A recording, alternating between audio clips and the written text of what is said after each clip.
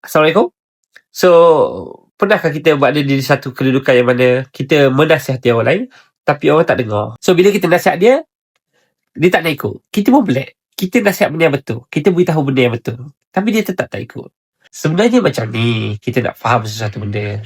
Kita kena faham, kenapa orang membuat sesuatu ataupun tidak membuat sesuatu. Ada orang dia simplify. Dia tu bermotivasi. Dia tu tidak bermotivasi. Dia tu sekian-sekian. Ataupun begitu begini. Sebenarnya macam ni.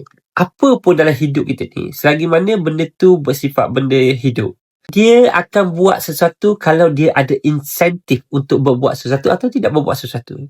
Contohnya macam, kita nasihat si A, tapi A tak nak dengar. Okay? Tapi dia buat B, yang mana tu tak patut dia buat. So, kenapa? Sebab sebenarnya, kita menasihati dia tu, nasihat kita tu bukanlah insentif yang baik untuk dia berubah. Untuk dia bertukar jadi seorang yang lebih baik. Atau untuk dia buat perbuatan A. Tapi kenapa dia buat B? Walaupun dia tahu tak baik. Kerana dia ada insentif untuk berbuat sedemikian. Maksudnya macam mana? Saya bagi satu contoh. Kita menasihati pasangan kita supaya berhenti merokok misalnya. So, contoh yang paling mudah untuk dikaitkan. Tapi esoknya dia tetap merokok. Kenapa? Kita pun cakap, aku dah nasihat dah. Dia tak dengar lah. Dia tu keras kepala. Memang dia kuat esok. Sebenarnya, apa yang kita tak faham adalah, nasihat kita tu bukanlah insentif yang baik untuk dia berhenti merokok. Dan kenapa dia hisap rokok? Kerana dia ada insentif untuk merokok. Apakah insentif dia? Dia ketagihan. Cuba kita bayangkan satu situasi. Contoh, dia duduk dengan semua orang setiap hari selama 10 tahun. Contoh, orang yang tidak merokok langsung. Tidak ada orang seorang pun yang merokok.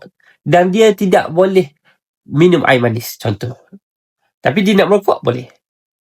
Saya yakin dia tidak akan merokok. Sebab kalaulah kita seorang saja yang merokok, semua orang tak merokok, lama-lama kita akan terikut-ikut dengan semua orang yang tidak merokok.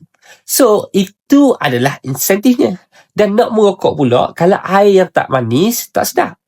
So, sekarang ni dia ada insentif untuk tidak merokok secara tak langsung. Dan sebab itulah lama-lama dia akan berhenti merokok.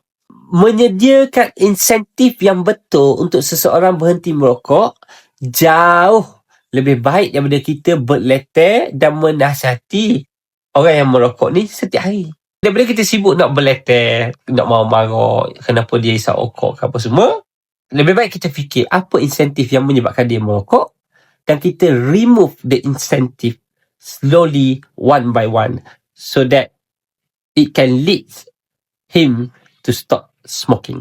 Okay, tu je. Bye-bye.